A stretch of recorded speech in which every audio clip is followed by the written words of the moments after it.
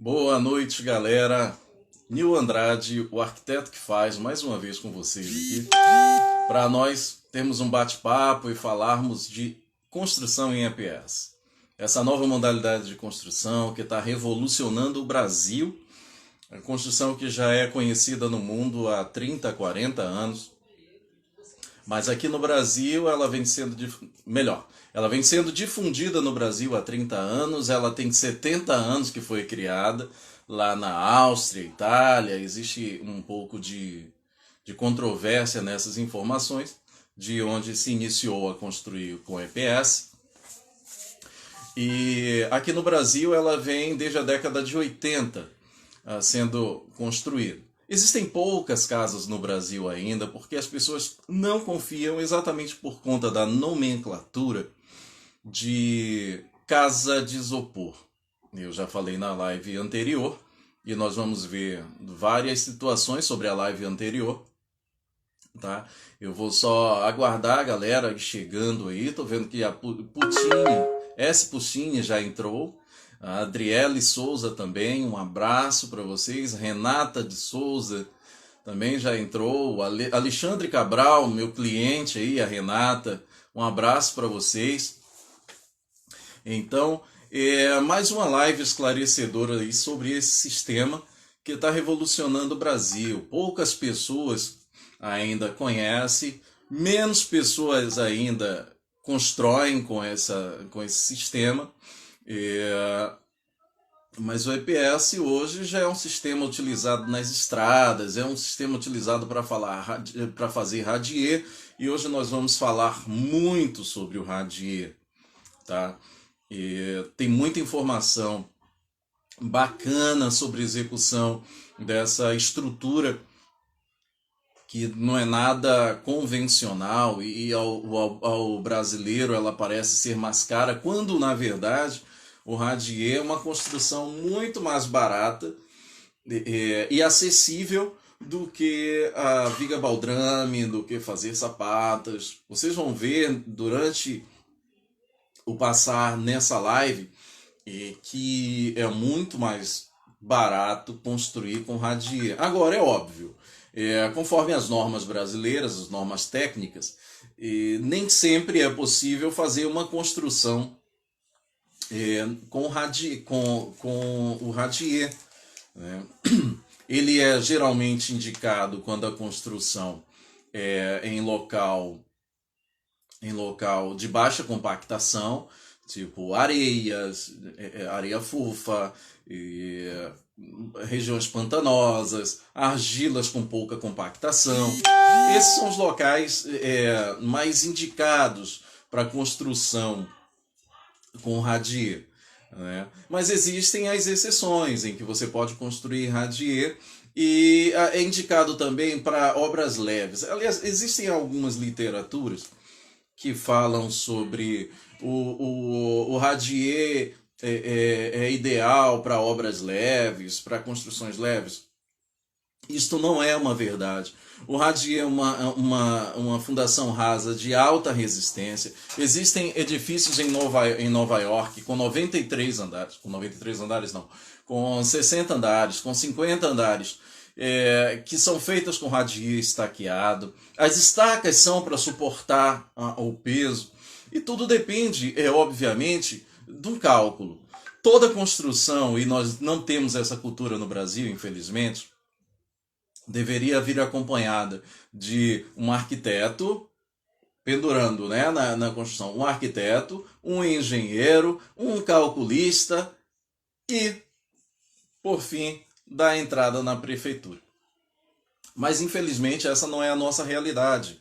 Não é a realidade de um país emergente, um país de terceiro mundo, em que as pessoas geralmente sequer têm para construir, né?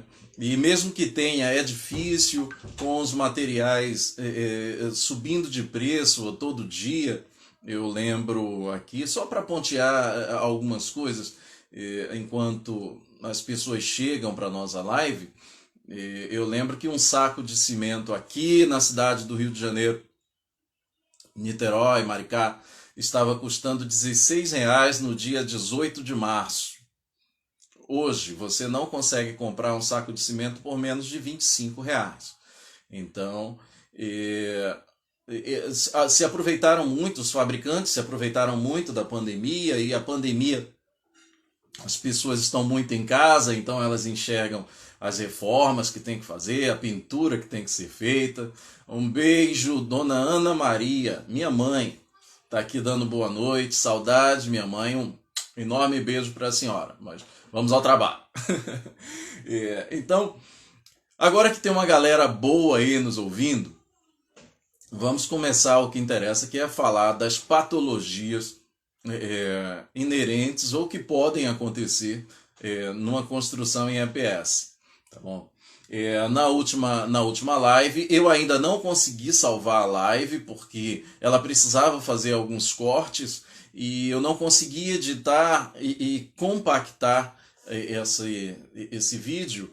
Então ele está ficando muito grande e o Instagram não está aceitando a inserção desse vídeo no IGTV. Então eu devo particionar esta última live em vários vídeos, compactá-los e colocar lá no IGTV. Uma promessa minha, tá? Uma promessa minha para vocês, que a live, muito interessante, a última live. Depois eu assistindo, eu me apaixonei pela live. E hoje vamos dar uma pincelada no que aconteceu nela. Nós falamos das patologias, e as patologias são as fissuras, as trincas, rachaduras em vãos de abertura, como janelas, portas, infiltrações que podem ocorrer. E, galera, antes de falar isso aqui, eu quero dizer que estou aberto a perguntas, tá? Estou abrindo hoje mais cedo a sessão de perguntas. Vocês podem lançar aí as suas dúvidas sobre EPS, colocar para a gente, que eu vou estar respondendo o máximo possível, com a maior clareza possível, tá bom? E falamos que as fissuras e trincas, elas normalmente são provenientes de uma má formação da fundação, de um radier feito com materiais pobres ou em falta de adequação com as normas técnicas, e isso ocasiona as fissuras e trincas. E o recalque também do terreno é um motivo dessas fissuras e trincas, mas isso não é comum no EPS, porque o radier, por ser uma pedra, uma laje complexa, com pelo menos 20 centímetros aí de espessura, mesmo que haja um recalque, esse recalque não é refletido sobre as paredes de EPS. O que causa fissuras e trincamentos nas paredes em EPS é falta de amarração das malhas, ou amarração indevida, uma subamarração, né? Ou um descolamento das placas por falta de manutenção, ou também tem as placas feitas no fundo de quintal, amarradas de arame, as malhas amarradas de arame entre o isopor, às vezes até sem espaçadores. Existe um espaçamento mínimo entre a malha e a placa de EPS, porque o EPS, o poliestireno, é o isopor que nós conhecemos, né? E ele precisa ter um afastamento da malha, e essa malha faz uma placa de concreto, que é o que dá nome à casa monolítica. Então, na minha visão, por marca, a casa devia receber o nome de casa monolítica, ou seja, uma casa de pedra. A casa não é de isopor, a casa é de pedra, na verdade. E vamos lá. Infiltrações, rachaduras no vão da abertura, que eles são ocasionados pela falta da malha transversal. Nós colocamos a malha nesse sentido e soldamos com uma malha transversal a 45 graus nos vãos de abertura, nas janelas, nas portas.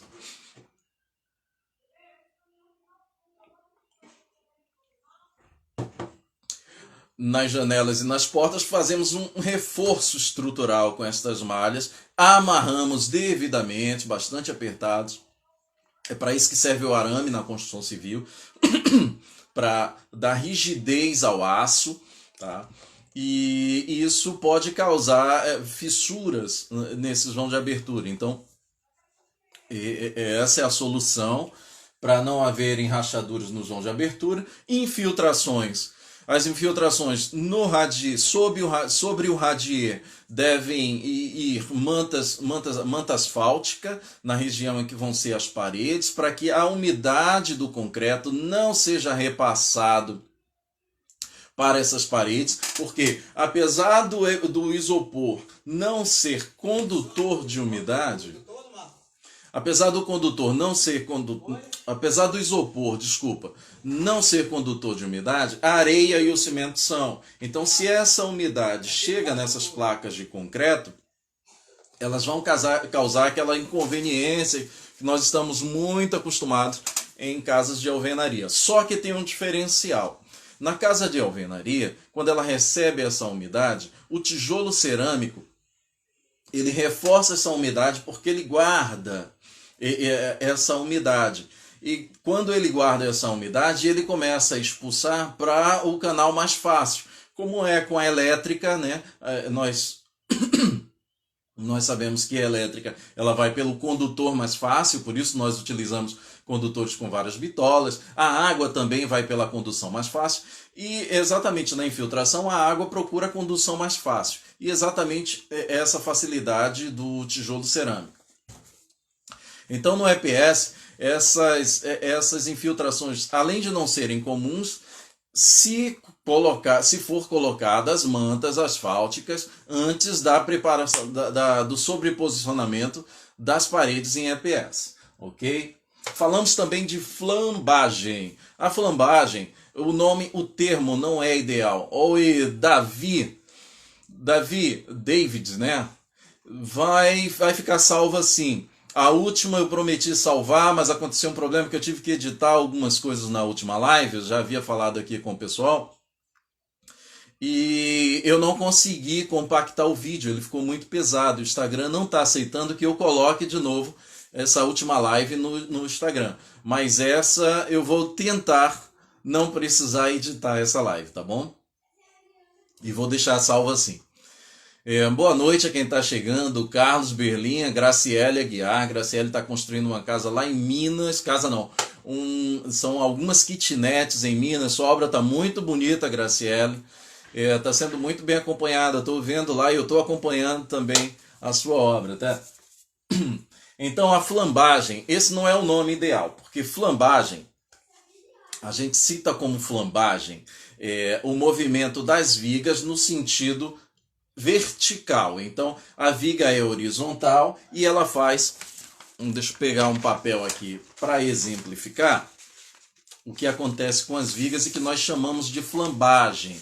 Então esse termo não é ideal. O ideal para paredes verticais seria flexão. Então flambagem é quando uma viga não resiste às cargas que são impostas sobre ela, e ela faz esse movimento. Então ela flamba nesse sentido. Isso é flambar, tá? Nesse sentido, que seria a mesma coisa, o vertical, isso é flexão. Tá? E quando que ocorre isso? Eu já expliquei que o EPS ele tem uma baixa aderência ao cimento e vice-versa. Então, quando você não tem aglomerantes corretos no semiconcreto, quando você não tem aditivos corretos na colagem com o EPS, e quando a amarração das malhas é imperfeita, porque a malha nunca pode ser amarrada de arame, a malha é eletrossoldada, e essa foi uma das coisas que eu falei na última live. Eu vou terminar sendo um pouco repetitivo, porque o EPS ele tem muito material, mas esse material se repete, tá? Então o que acontece? Essas malhas, elas são eletrossoldadas entre elas. Eu vou pegar aqui um material, um objeto que parece muito com as malhas, tá? Só para exemplificar para você. Isso aqui é uma telinha. E as malhas são assim. Então, quando você coloca uma malha desse lado e outra malha desse lado, elas precisam ser eletrossoldadas entre si neste sentido. Tá? Só que O aço travante que você coloca, se ele for na horizontal, imagina que isso aqui é uma malha e aqui é uma outra. Se esse aço for colocado na horizontal, essas malhas terão esse movimento, assim como eles amarrados de arame. Tá? Então, essas malhas precisam ser soldadas em diagonal, sentido positivo e sentido negativo e sentido positivo. Para quê? Para que haja um perfeito travamento dessas malhas e elas não façam assim. Por quê, gente? O EPS foi um sistema desenvolvido para vencer terremotos. Então não faz sentido nenhum. Não faz sentido nenhum eu tenho uma parede em EPS que tenha este movimento. Entendeu? Então, um EPS só é EPS, uma casa monolítica só é casa monolítica se essas malhas forem devidamente dentro das normas internacionais, porque nós temos aqui no Brasil a Associação Brasileira de Normas Técnicas, que controla as NBRs, que são as normas construtivas que nós, arquitetos, engenheiros, utilizamos como parâmetro definitivo, como a Bíblia nossa, para fazer as construções. Qualquer coisa que esteja sendo construído fora dessas normas, em caso de acidentes como o que ocorreu agora em Marília, se eu não me engano, em São Paulo, no último final de semana, qualquer movimento na construção que seja realizado fora dessas normas, nós sofreremos processo civil, entendeu? E seremos responsáveis, além do bem material que foi perdido, também por bens imateriais, traumas, estresse e vidas que podem ser ceifadas. Então, a nossa profissão como arquiteto, como engenheiro. Eu falo muito de engenheiro porque eu também fiz engenharia civil e não concluí o curso. Eu estou no 7º período de engenharia civil. Então eu sou arquiteto e quase engenheiro civil, tá? Então o que acontece? Se nós não seguirmos essas normas e acontece um acidente com a residência e somos processados, seremos processados juridicamente, civilmente, e podem recair sobre as nossas costas, né? Vidas de pessoas, além dos bens materiais, dos bens imateriais, as vidas que são ceifadas. Então, construir é algo muito sério, é uma responsabilidade enorme. E eu não aconselho ninguém construir de orelhada, principalmente em EPS. É um sistema novo, é um sistema que o brasileiro não conhece. O brasileiro tem o hábito de fazer construções em tijolo cerâmico e colocar esse tijolo cerâmico como parede estrutural. Então, essas paredes não são estruturais. Paredes de tijolos cerâmicos não são estruturais. Nós vamos falar sobre um caso como esse quando estivermos falando sobre o radier, de uma pessoa que me procurou durante essa semana, no final de semana mais especificamente, e ela está construindo uma casa no interior de São Paulo, e eu não lembro se foi acompanhada por um engenheiro, e alguém indicou um pedreiro. E esse pedreiro, como o terreno era em aclive, ele construiu não se chama radier, é o muro de arrimo, tá? O que dá sustentação quando um terreno tem aclive ou declive. Ele construiu esse muro de arrimo em tijolos cerâmicos.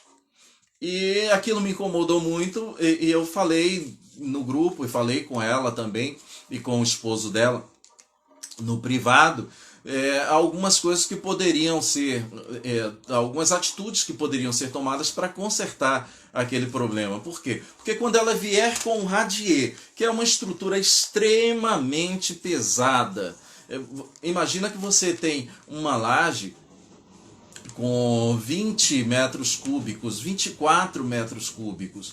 Isso quer dizer que essa laje pesa quase 30 toneladas. 30 toneladas é o equivalente a 60 carros populares. 30 toneladas é o equivalente a 6 carretas, se eu não me engano. Então é muito peso. Se você tem um terreno que o solo é inconstante e este solo ainda é no aclive ou no declive, a depender da inclinação desse terreno, tudo vai abaixo, tudo vai ceder, não vai suportar. Você colocar sapatas singelas dentro no radier, primeiro que o radier já nem deve ter sapatas. Tá? E as estacas que são calculadas para um radier são calculadas de acordo com o peso da construção.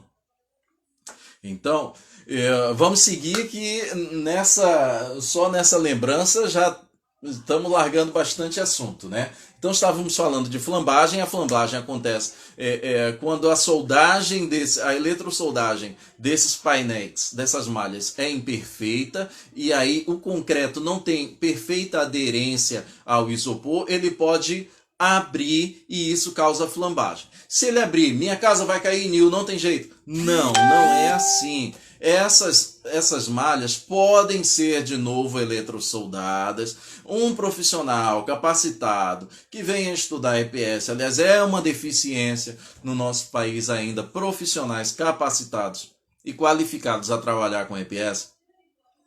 Ele vai quebrar todo o concreto com um martelete de potência mais leve, de 3 kg, de 5 kg no máximo. Vai quebrar todo aquele concreto e vai corrigir a malha no lugar em que ela sofreu danos, tá? Tudo isso é possível. É possível no EPS mudar paredes de lugar? É sim. Galera, pode fazer perguntas, tá? Estou aqui também para responder e não só para falar.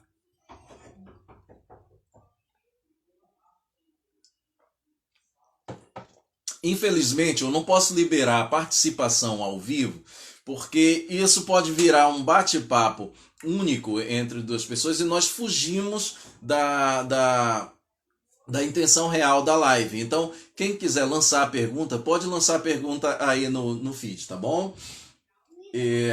Desgastes dessa malha de aço. O que ocasiona esses desgastes da malha de aço? São exatamente as infiltrações. Principalmente em lugares que tem salitre, uma salinidade muito alta, como beira de praia, regiões de praia, tem que tomar muito cuidado com as malhas, porque elas vão sofrer com as intempéries e a maresia. Então o que acontece? O que a NBR diz para nós, lá na NBR 15575? Que o recobrimento das malhas de ferro nas regiões de praia devem ser maior, deve ser de 5 centímetros. Ora, Nil, mas eu tenho visto vídeo aí no YouTube e tal, no Facebook, etc, que estão colocando com 2 centímetros de concreto, não seria o suficiente, mas aí a minha casa não vai ficar mais barata. Eu tenho uma pergunta lamentável que assim, infelizmente, o EPS não foi produzido com a intenção de ser mais barato. E se você quer uma construção segura de verdade, você não deve economizar na estrutura dela, tá bom? Então, o que acontece? Nas regiões de praia, o ideal é que o recobrimento seja conforme a NBR manda. Eu estou já recebendo uma pergunta aqui do Paulo Siqueira. Uma casa em EPS com primeiro pavimento, pode-se abrir vãos, janelas depois de pronta? Pode sim, Paulo. Não tem problema algum abrir janelas e portas depois que a parede for construída. O que vai ser necessário fazer? Primeiro, identificar se essa parede é estrutural ou de fechamento. Porque não é toda estrutura de EPS que as paredes são estruturais. Tá? Existem as paredes estruturais, aquelas paredes que vão receber a carga da laje e dos pavimentos superiores, e existem as paredes que são apenas de fechamento, as que não recebem carga específica. Nessas paredes você pode mudar de lugar, você pode abrir vãos, desde que você faça o reforço estrutural do local em que você abriu a janela e a porta. Tá bom? Então, volto a dizer, martelete de 3 quilos, de 5 quilos no máximo, você consegue esmigalhar o concreto naquela região que você quer abrir a porta e a janela, coloca a malha de reforço transversal, um abraço, saiu a sua janela, saiu a sua porta. Problema nenhum. Algum passo a passo da construção, como essas travas no sentido negativo. Veja só, essas travas elas já são produzidas no fabricante. Então é interessante na hora de você adquirir o seu painel monolítico, perguntar ao fabricante a quantidade de solda que é utilizada, se está conforme as normas internacionais, se essas barras foram soldadas no sentido em diagonal ou horizontal, ou se tem fabricante aí que está cometendo um crime, na minha opinião é um crime, ele manda a malha, manda o isopor para as pessoas montarem com arame na obra. Isto não, como falava o padre Quevedo, isto não existe, tá bom? Isto não existe, gente. Montar o EPS, primeiro que você já fere o primeiro princípio do EPS, que é a agilidade da obra. Se eu tenho que ficar amarrando o painel na obra, já perdi a agilidade dela. E se esse painel for amarrado de arame, ele não vai ter resistência o suficiente e vai ocasionar a flambagem das paredes. Tá? Então, fuja de qualquer fabricante que envie o painel monolítico desmontado para sua obra. Fuja de qualquer fabricante que faz a soldagem dessas barras de travamento no sentido horizontal. Fuja de qualquer fabricante que não use o isopor do tipo F, porque o isopor são 2 tipos, o tipo P e o tipo F. Então, o tipo F é o isopor anti-chamas, é o que não propaga chamas, tá bom? E tem muita gente aí comprando isopor no armarinho da esquina e construindo em EPS, dizendo que está construindo em EPS, tá bom? Então vamos falar lá, desgaste das malhas de aço, ele se dá por infiltração ou por falta de recobrimento das malhas.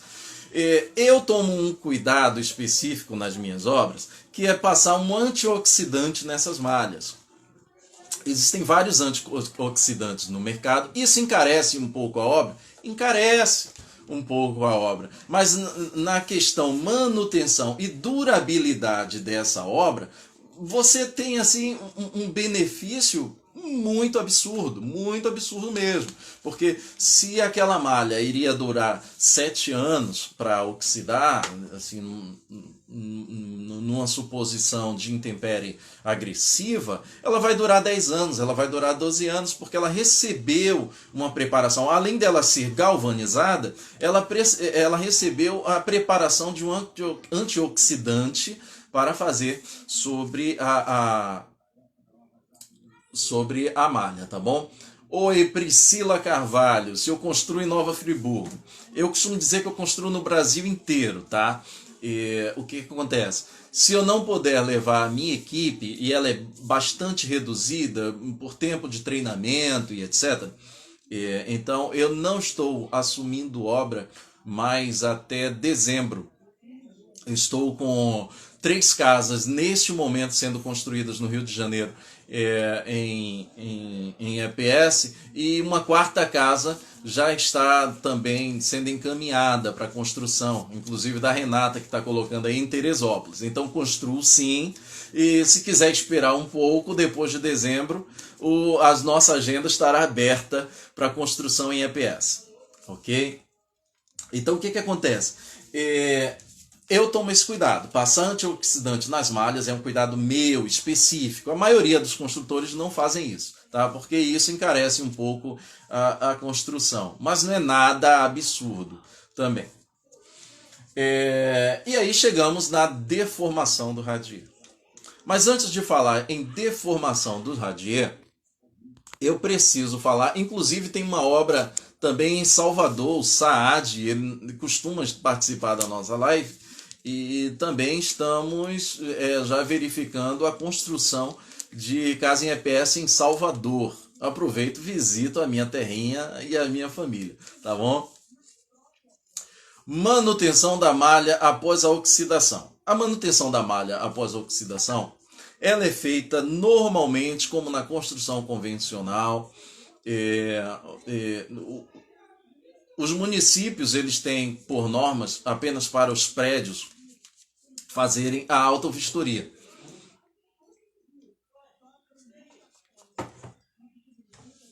Essa autovistoria ela é feita de 5 em 5 anos. Tá? É obrigatório em algumas cidades como Niterói e Rio de Janeiro também. É obrigatório fazer essa autovistoria, que é uma checagem de como está toda a ferragem. Primeiro ponto, a oxidação ela mostra pontos na parede em que vai demonstrar que pintas na parede em que vai demonstrar que essa malha está oxidada. Eu já falei sobre essa manutenção, é com martelete, é com líquidos antioxidação e recobrimento com o que nós chamamos de concreto grout. Tá? Então é um concreto mais forte do que o semiconcreto utilizado para fazer a parede estrutural, já é um concreto mais agressivo, é necessário fazer a descamação do concreto, depois faz o lixamento das barras que estejam oxidadas, e se elas estiverem uma porcentagem de 20% abaixo do que a norma exige que elas estejam, então é feita a troca dessa malha. Então, naquela região em que ela está oxidada, nós abrimos a malha, fazemos o recorte dela, fazemos uma nova amarração desta malha.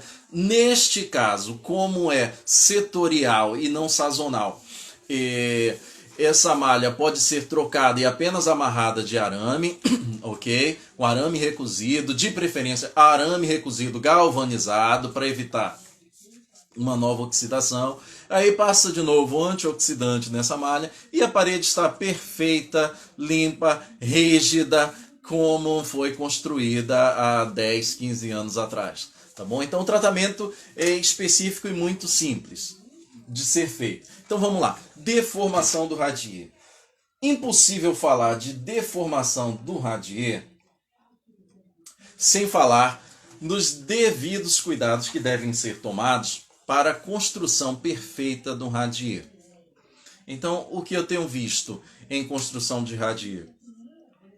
A norma 6118 é quem nos conduz sobre a construção de concreto e de radier especificamente, e a norma 6120, que é a NBR, da Associação Brasileira de Normas Técnicas, e ela cita alguns parâmetros mínimos para você construir um radier. O que são esses parâmetros mínimos? Eu posso seguir esses parâmetros mínimos em qualquer situação? Não. Os parâmetros mínimos eles devem ser seguidos para pequenas construções.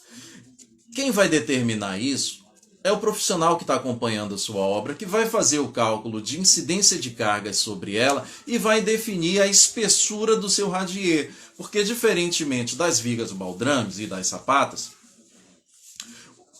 quem suporta todo o peso, toda a carga da estrutura é o radier. Tá? No radier eu posso ter pilares? Pode ter pilares no radier. Eu não gosto, porque se você vai fazer pilar, é melhor que você faça ele direcionado à sapata.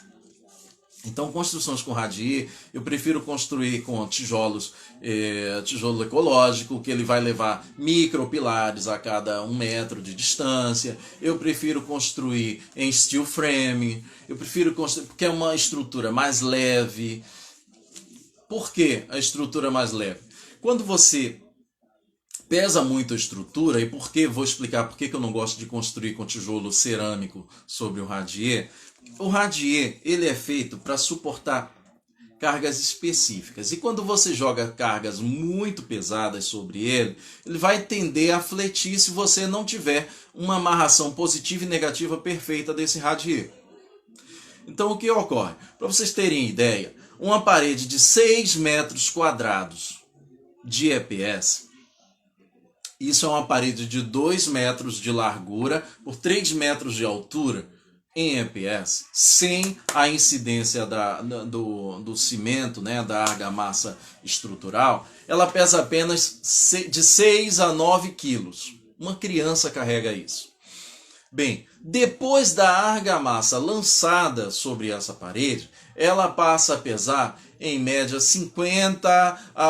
entre 50 e 70 quilos, vai depender da espessura da argamassa.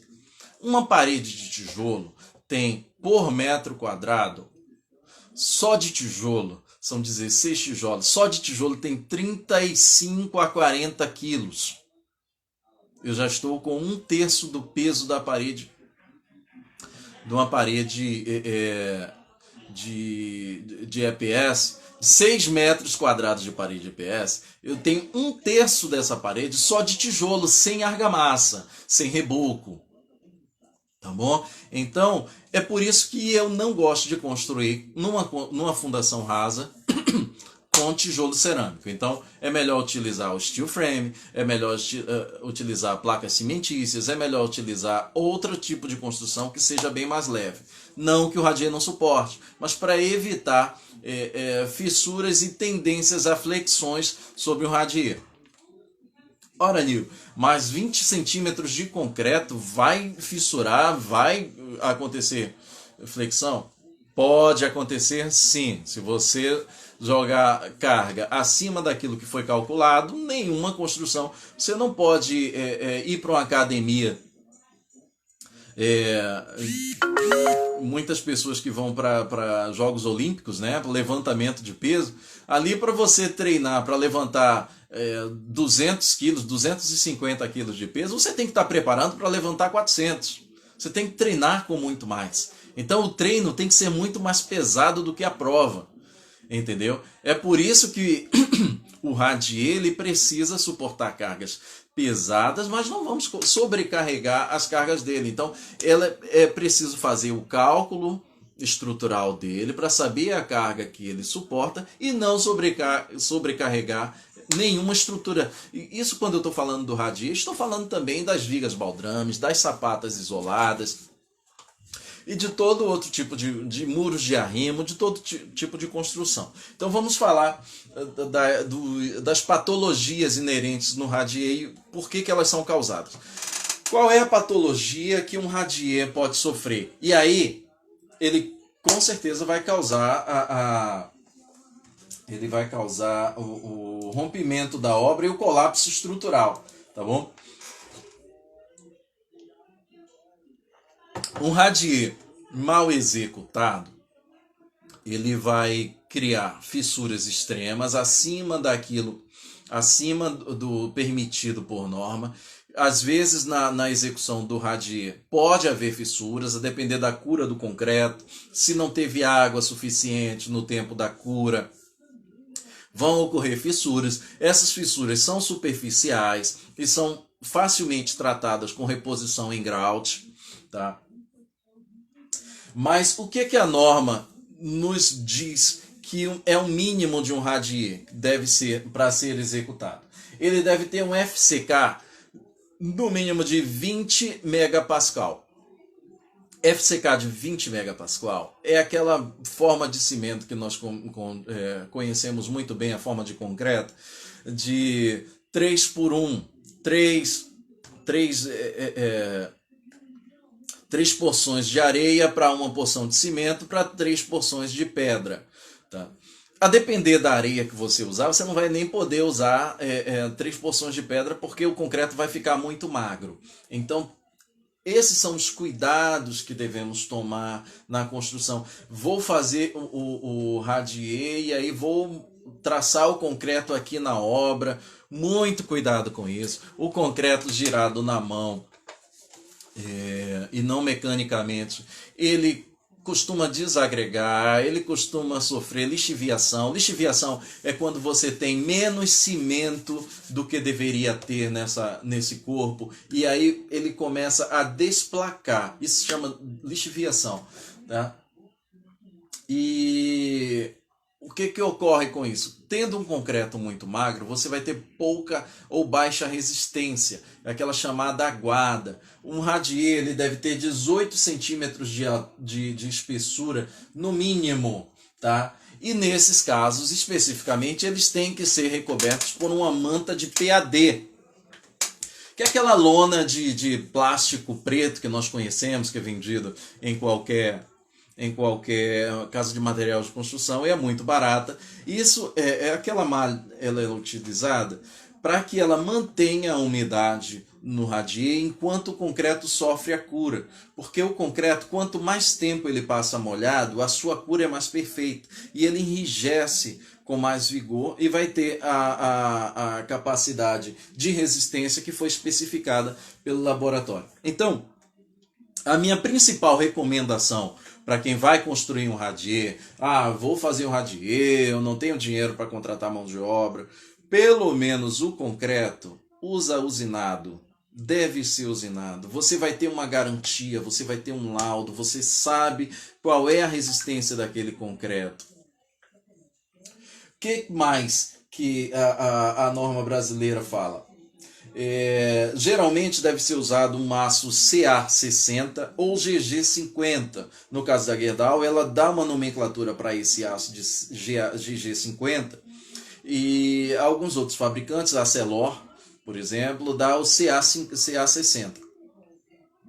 É importante porque a dutibilidade dessas malhas, a resistência à tração dessas malhas são muito específicas. Então, tudo isso é necessário saber na construção de um radier. E a gente costuma contratar um pedreiro, um mestre de obras, e vai pela experiência do indivíduo. Não que isso seja proibido, óbvio, não é proibido, senão no Brasil 95% das construções não seriam feitas assim. Mas é necessário saber desses profissionais se eles estão realmente capacitados a fazer esse tipo de construção. O que aconteceu com essa amiga de São Paulo, do interior de São Paulo? O pedreiro tinha dito para ela que, pelo terreno ter aclive, precisava fazer o muro de arrimo. Ora, o muro de arrimo, já me perguntaram também essa semana, eu vou aproveitar para responder junto a essa pergunta, se muros de arrimo podem ser feitos com EPS. Não podem ser feitos com EPS. A resistência do EPS não podem ser feitos com este tipo de EPS. A resistência deste tipo de EPS é vertical e o muro de arrimo sofre forças horizontais. Existe hoje EPS para muro de arrimo? Essa é a pergunta, seria a pergunta correta. Existe. Existe EPS para muro de arrimo, existe EPS para recobrimento de estradas, existe EPS para construção de radier. Então, em todas essas edificações, podemos usar o isopor, sim. O isopor hoje ele tem uma maleabilidade, uma funcionalidade, uma multiplicidade de funções que não está escrito, gente. Imagina que hoje você consegue fazer recobrimento de pistas, de autopistas, para economizar concreto, para economizar o asfalto, para economizar aterro, você usa as placas de EPS. Mas, ora, Nil, é aquela placa usada em casa? Não. Se você construir com a mesma placa de EPS que se faz uma alvenaria, estamos fazendo igual aquele indivíduo que foi na papelaria e comprou folhas de isopor e resolveu construir a casa dele em EPS.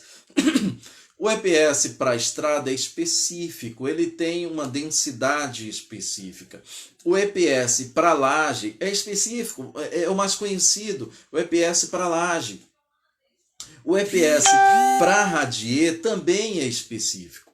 Tá? E o EPS de radier ele faz com que você economize no concreto, que é a parte mais cara da construção do radier. Então a minha recomendação básica para quem vai construir, não vai contratar um engenheiro, não vai contratar um arquiteto, que eu sei que essa é a realidade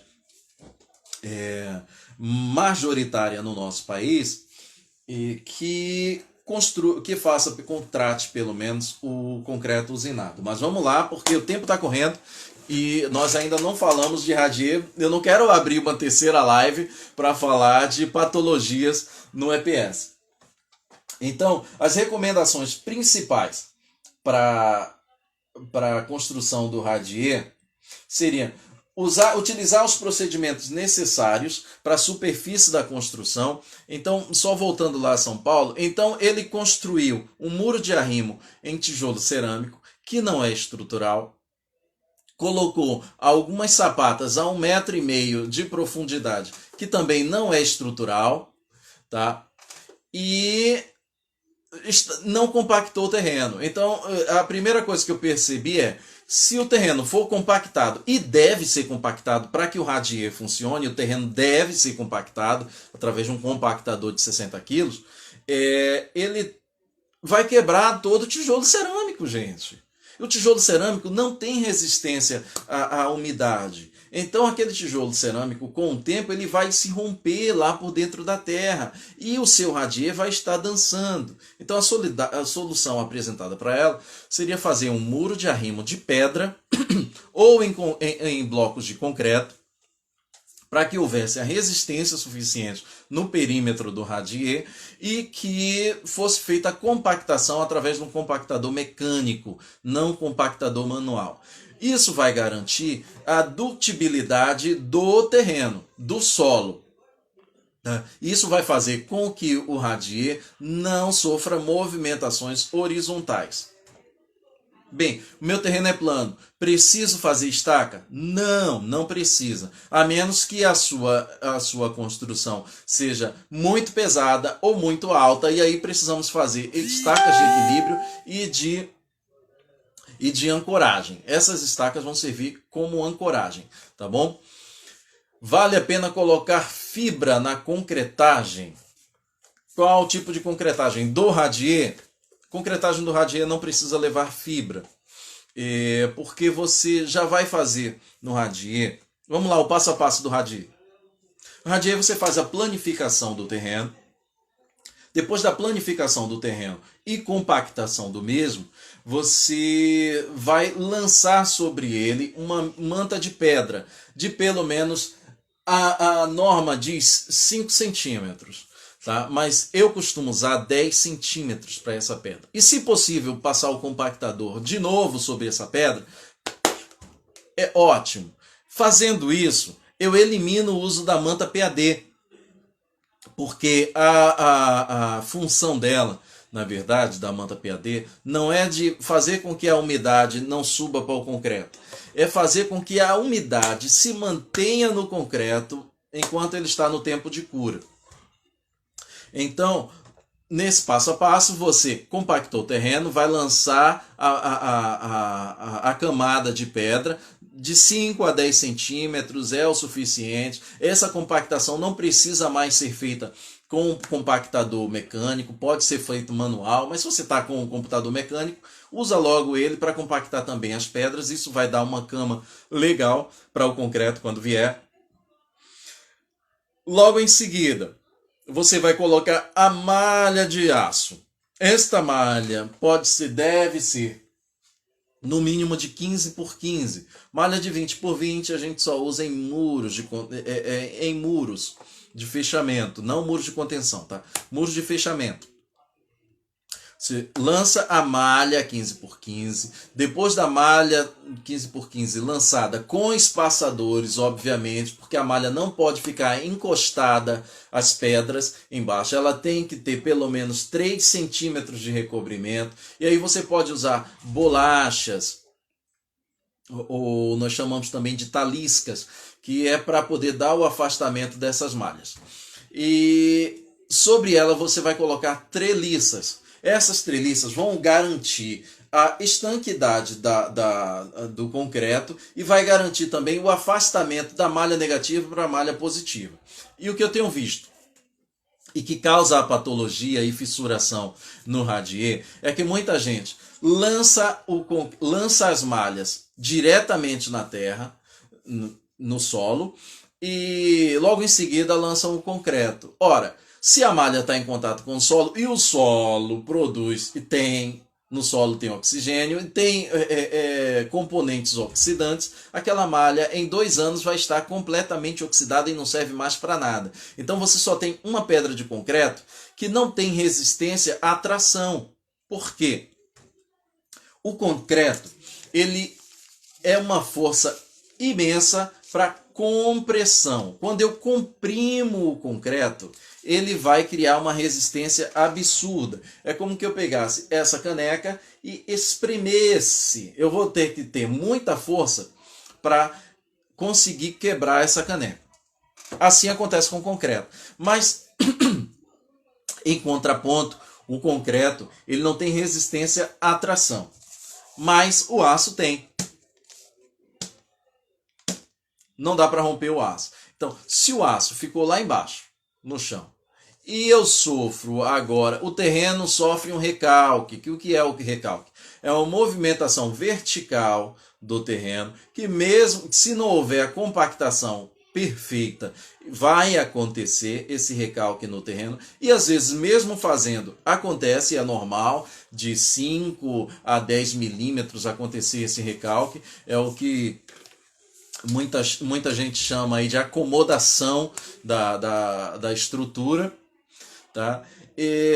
Isso pode causar trincas no seu radier, porque ele não tinha a malha positiva e malha negativa. Então, em todo radier eu preciso ter malha positiva e negativa? Não. Se o terreno é muito firme, se o calculista determinou que não precisa ter, beleza, não precisa ter. Mas geralmente precisa, tá? Na maioria dos casos precisa da malha positiva e da malha negativa. Isso vai fazer com que você evite enormes despesas com manutenção e com retrabalho, e radier para retrabalhar é muito complicado. Então vamos lá. A existência de água e de valas. Não pode ter água no solo. Águas superficiais, que eu falo, valas e poças d'água. Não pode ter poças d'água nem valas na região da concretagem. Na hora de lançar o concreto, não pode ter água além da água que já foi lançada no concreto. O concreto é uma fórmula química perfeita, produzida pela usina, e se você jogar qualquer outro tipo de aditivo, qualquer outro tipo de agregado, vai mudar completamente a composição desse concreto. Então, toda região em que vai ter o radier precisa ser limpa, precisa estar livre de poeira, precisa estar livre de pedras que não seja... Por exemplo, a norma diz que se rochas que não possa fazer movimentação existe ali, o calculista determinar que pode ter, você pode deixar. Mas se a rocha é uma pedra grande e tem movimentação, ela não vai agregar nada a seu concreto. Tira ela dali, pelo amor de Deus. Você não vai ter uma economia de uma pá em 30 metros cúbicos, em 20 metros cúbicos de concreto, tá bom? Então, se tem uma vala, tem uma poça, recobre ela com brita, recolhe ela com pedra, enche, planifica e vem com o concreto por cima. Quer dizer, vem com as malhas e depois o concreto por cima. Em nenhuma hipótese os elementos devem ser concretados no solo como forma lateral. Outra coisa que nós temos visto com muita frequência na internet. Gente, YouTube não é faculdade. Google não é faculdade. E ali o camarada, ele pega o terreno, faz um rebaixo nesse terreno, faz uma cavidade, né? E ali ele tem um buraco. E aquele buraco ele usa para economizar as tábuas. Não pode. Isso vai desagregar o concreto. Isso está fora das normas. O que vai acontecer? O concreto vai ficar mais fraco nas extremidades. Quando você colocar as paredes ali, não vai ter a mesma resistência que foi calculada, tá bom? Que mais que posso falar ainda? As rochas soltas podem ficar, já falei sobre as rochas soltas, argamassas secas, qualquer tipo de sujeira que exista naquela região, deve ser retirado. Então, Kedler, não precisa no radier ter fibra, tá bom? Colocar fibra para concretar. Porque quem vai garantir a cura com umidade do radier são as pedras ou é a manta. Bem, não compactei devidamente a pedra, não compactei devidamente o terreno, usa manta. Isso vai resistir. Aí a manta PAD vai te dar uma resistência boa ao concreto e vai até impedir que alguma umidade do terreno haja ali a transposição de temperaturas e faça com que a sua parede venha a ter infiltração. Tá bom? Eu queria falar de um estudo que foi feito numa faculdade de São Paulo. Eu não lembro agora, acho que foi a Unicamp. Tá? E eles estudaram 64 casas construídas sobre radier, para que vocês tenham uma ideia de como a construção do radier é segura. E dessas 60 casas, 90% dos terrenos apresentaram recalque, mas nenhuma delas sofreu qualquer dano ou patologia por conta desse recalque. Por quê? Porque esse radier foi bem produzido, porque esse radier foi bem executado. Apenas 9% apresentaram alguma tipologia de patologia, mas nada grave, nada que a manutenção devida fosse feita e não fosse consertado, tá bom? Então, eu vou colocar trechos dessa pesquisa realizada pela Unicamp no meu Instagram, e aí a galera que está acompanhando sobre EPS e tal vai ter um material muito bacana que eu vou estar passando. A S. Puccini está me perguntando aqui: podemos usar uma viga baldrame ao invés de radier? Pode, mas isto fere o princípio economia da casa monolítica. Por quê? Apesar de parecer que o radier é mais caro do que a fundação com sapatas isoladas e viga baldrame, é por conta da quantidade de concreto utilizado nela. Gente, só falta 2 minutos e só dá tempo de responder essa pergunta. Acho que vou começar a pedir aí o Instagram que façam live de 2 horas, tá bom? Então, Puccini, o que acontece? Quando você constrói com a viga baldrame, ela sai muito mais caro do que a construção com o radier, porque a ferragem do radier é mais simples, você usa muita ferragem, você gasta muito tempo cavando buracos para fazer as sapatas, e só nas sapatas você termina gastando quase a mesma quantidade do concreto utilizado no radier. Então, no frigir dos ovos, elas no mínimo empatam e geralmente o radier ganha. Então é muito melhor, mas pode ser construído sim. Se você já tem a viga baldrame lá pronta, o EPS pode ser construído sobre essa viga baldrame, tá? Não é aconselhável, mas não é aconselhável no sentido de economia, tá? Mas vai suportar do mesmo jeito. Mediante a umidade do terreno, se as sapatas estiverem com água, o que eu faria? Aí é necessário fazer um estudo geológico do seu terreno geotécnico, para saber quais são as patologias do terreno e qual é a tipologia do seu terreno. Talvez nas suas sapatas você tenha que recavar sobre elas e utilizar pedras de brita grandes, número 4 ou 5, para fazer uma espécie de muro de arrimo ao redor. Não é bem esse termo, muro de arrimo, ao redor dessas sapatas, para elas pararem de ceder, porque com a água sobre as sapatas deve haver alguma movimentação, tá, e deve estar causando recalque e isso rachaduras na sua parede. Mas é isso que tem que ser feito. Ok, gente, então é isso que eu tenho a falar sobre radiers. Muito cuidado na construção de radier. Não se constrói radier de qualquer forma. Não se lança a malha de aço diretamente no solo. É preciso compactar bem o terreno. para que não haja recalque ou deslocamento dessas placas. Eu amei fazer essa live com vocês. Nós estamos crescendo, nós estamos aprendendo muito. Cada dia que eu estou na obra, cada dia que eu estou ali acompanhando a construção com o EPS, eu me apaixono mais por ele, pela facilidade do sistema, pela agilidade do sistema. E cada metro quadrado que nós lançamos o concreto é uma aprendizagem nova, é uma coisa que eu deveria fazer, que eu não deveria fazer, que nasce. Isso é muito show. Então, eu espero que vocês se apaixonem pelo EPS, como eu estou apaixonado.